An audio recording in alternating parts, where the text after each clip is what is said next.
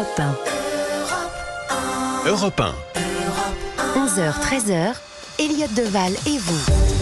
10 passé de 2 minutes et on poursuit Elliot Deval et vous, 11h, 13h en direct sur Europe 1, toujours avec Estelle Lafont bien sûr, toujours avec Georges Fenech et Jules Torres, ce sont nos deux chroniqueurs du samedi et c'est vraiment un plaisir d'être avec vous et puis on est tellement ravis d'avoir dans le studio d'Europe 1 un homme qui ce midi a des petits yeux car il a l'habitude d'être à l'antenne un peu plus tard. On a changé ses habitudes.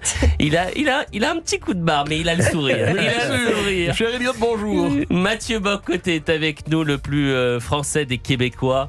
Un Québécois libre en France. Ah ben oui, absolument. Non mais notez que cela dit, De Gaulle en 67, au moment du Vive le Québec libre, parle des Français de part et d'autre de l'Atlantique. Donc dans son esprit, sa conception de la nation n'était pas très républicaine. Après 2 siècles et demi de conquête anglaise, nous étions encore français. Si vous êtes avec nous, cher Mathieu Bock-Côté, c'est que vous avez écrit un essai absolument passionnant et j'invite les auditeurs d'Europe 1 à le lire. Ça s'appelle Les deux Occidents. Vous décrivez une fracture au sein du monde occidental. Vous parlez souvent de cette fracture-là dans votre émission sur CNews face à Mathieu Bock-Côté le samedi de 19h à 20h et puis évidemment du lundi au jeudi aux côtés de Christine Kelly dans Face à l'info. S'il y a 2 Occidents, est-ce que vous pouvez nous les définir, Mathieu Bock-Côté ? Oui, hélas. C'est-à-dire que normalement, on avait l'impression, le monde occidental se voyait comme une civilisation. Or, aujourd'hui, il y a de plus en plus 2 Occidents, comme il y avait autrefois 2 Allemagnes. C'est-à-dire mais la fracture est ailleurs, aujourd'hui, c'est l'Atlantique. Donc, 2 conceptions très différentes de ce qu'est la démocratie. 2 conceptions très différentes de ce qu'est la liberté d'expression.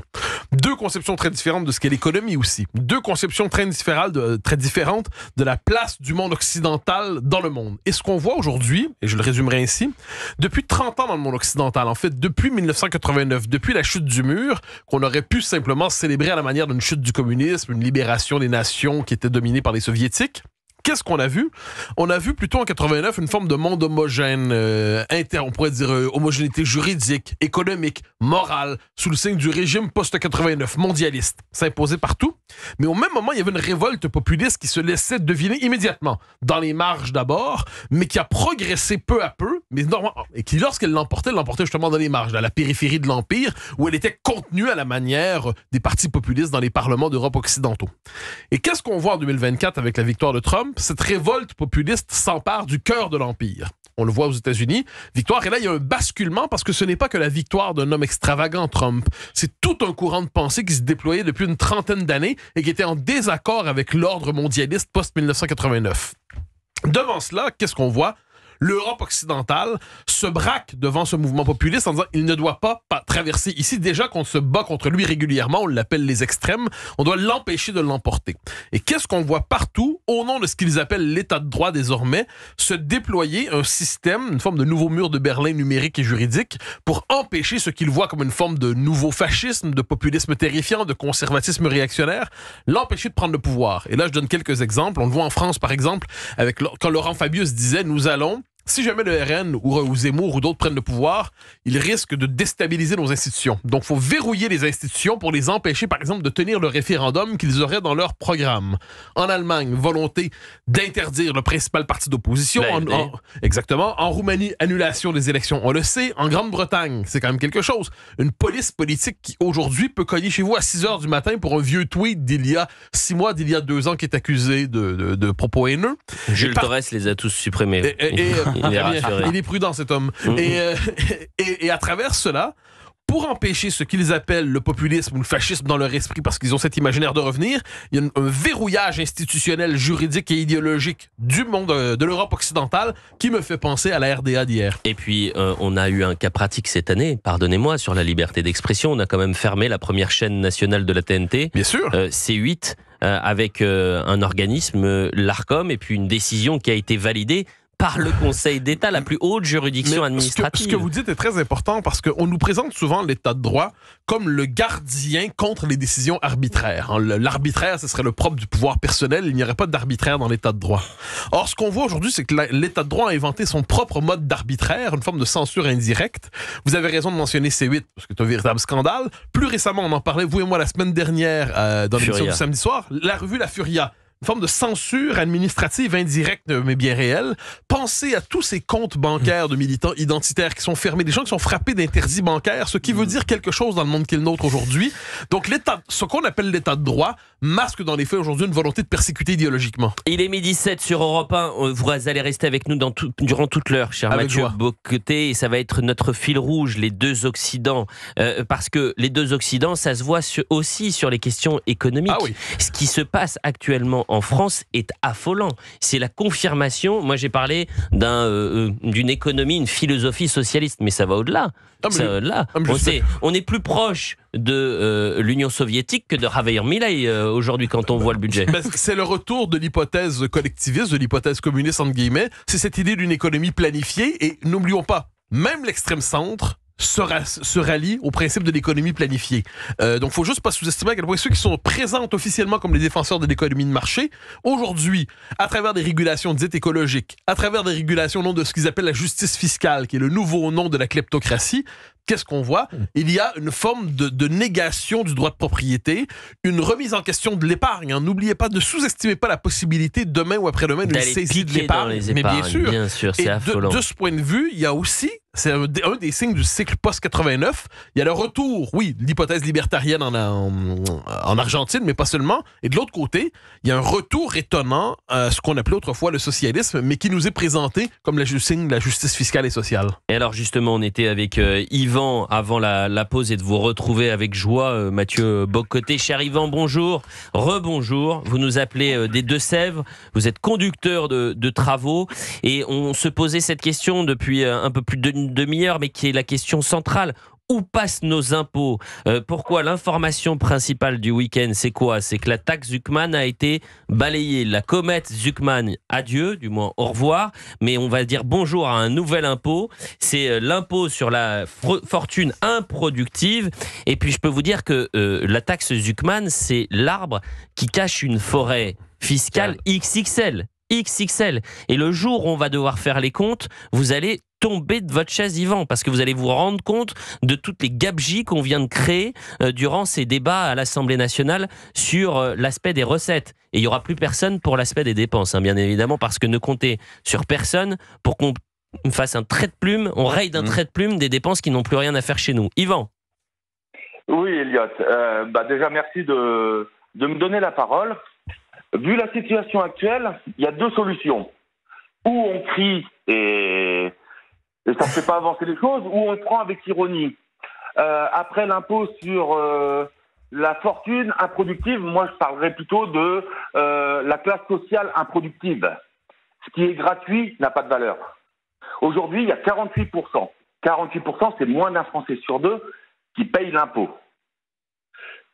Tout argent que l'on reçoit, que ce soit d'une aide sociale, que ce soit de son salaire, de son travail, devrait, proportionnellement évidemment, être imposé. Ce qui est gratuit n'a pas de valeur. On donne à des gens de l'argent gratuit. Cet argent, il n'est pas gratuit, c'est moi, c'est vous, c'est tous les actifs qui travaillons, qui le fournissons, cet argent. Alors, Mazarin disait qu'il chante pourvu qu'il paye. Mais alors, Clémenceau disait, la France est une terre fertile, vous y plantez des fonctionnaires, il y pousse de l'impôt. La gabegie, c'est le millefeuille administratif. C'est on recrute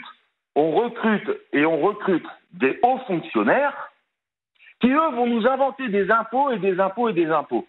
Et donc, aujourd'hui, ça limite évidemment... Bah oui. Le consentement à l'impôt, moi, je n'y suis plus. Je vais vous expliquer une situation... Un cas pratique. Vous allez nous donner un cas pratique. Voilà. Merci. Allez-y, cher Yvan. Il n'y a aucun problème. Moi, nous sommes un couple, nous travaillons tous les deux, nous avons besoin de 2 voitures. La deuxième voiture, nous sommes partis sur une voiture flexi-fuel, parce que carburant bio, donc un petit peu un geste pour la planète. Alors là, cette année, c'est pas passé, mais ils voulaient imposer 50% de hausse sur le carburant bio.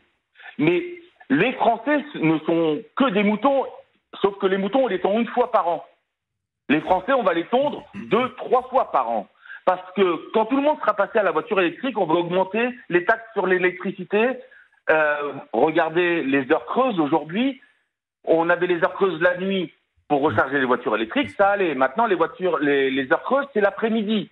L'après-midi, on est au travail, donc on recharge pas notre voiture chez nous. Dès que tout le monde aura franchi le pas, comme à l'époque du diesel, voilà, on va augmenter les taxes. Enfin, c'est encore loin. Je peux vous dire qu'en 2030... Non, mais ça, c'est une philosophie, c'est ce que Mathieu disait à juste titre, c'est-à-dire c'est une philosophie socialiste à la soviétique, c'est-à-dire qu'au lieu de penser liberté d'entreprendre, liberté d'investir, travail, mérite, on va plus parler de taxes, d'impôts, au nom d'une justice fiscale. Mais avant de parler de justice fiscale, il faudrait peut-être réfléchir à la productivité. Au consentement à l'impôt ? Non, mais la productivité de la fiscalité. C'est-à-dire qu'aujourd'hui, la France est le pays le moins productif des pays de l'OCDE en matière de fiscalité.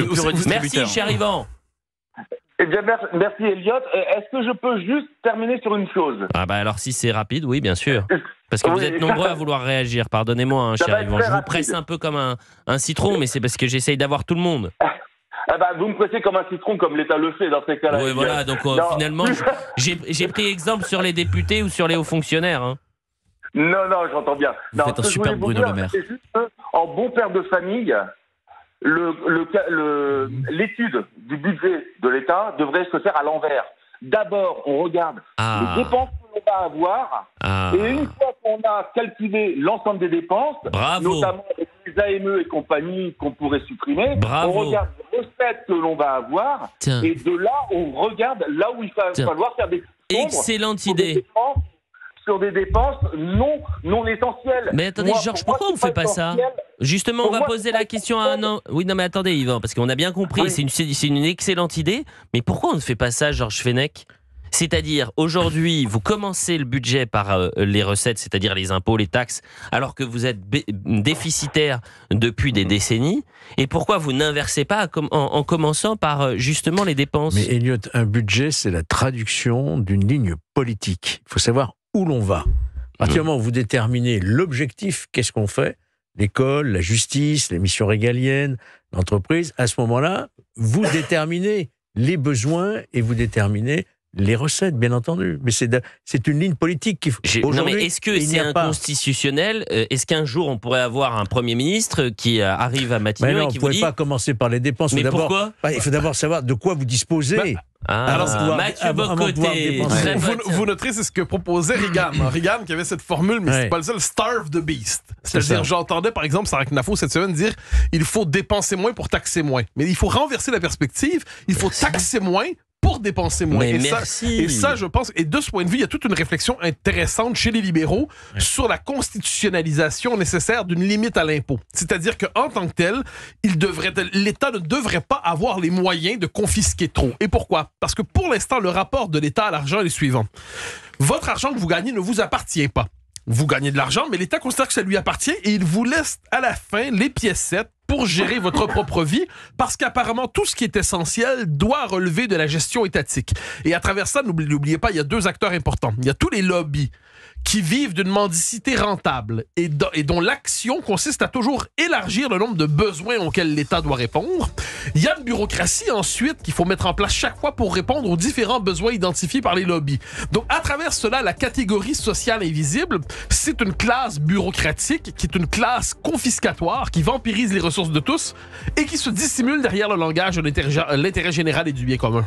Les deux Occidents, le nouveau livre de Mathieu Bock-Côté. Vraiment, je suis ravi de vous avoir. Surtout que je vous vois jamais le samedi, Mathieu Bock-Côté. Donc, ça me fait plaisir. Merci, cher Yvan. 01 80 20 39 21. On va continuer justement de parler de cet Occident fracturé, avec au cœur peut-être de la réflexion la question migratoire. Oui. La question migratoire est une question c'est l'une des boussoles de cette fracture-là. C'est l'un des symptômes de cette fracture. Je vais vous faire écouter, je ne sais pas si vous connaissez Richard Ramos. Oui. Il est député centriste et il a perdu ses nerfs cette semaine à l'Assemblée nationale, alors que était débattu à l'Assemblée nationale quelque chose qui intéresse, du moins qui est voulu par 84% des Français, c'est rétablir le délit de séjour irrégulier. Pas compliqué ça. Oui. Bon, c'est plébiscité par les Français. Que j'ai connu et appliqué d'ailleurs. C'est incroyable. Et vous écouterez dans un instant la déclaration de Richard Ramos. Et on en parle dans un instant dans Elliot Deval et vous, 11h-13h. Restez avec nous, à tout de suite.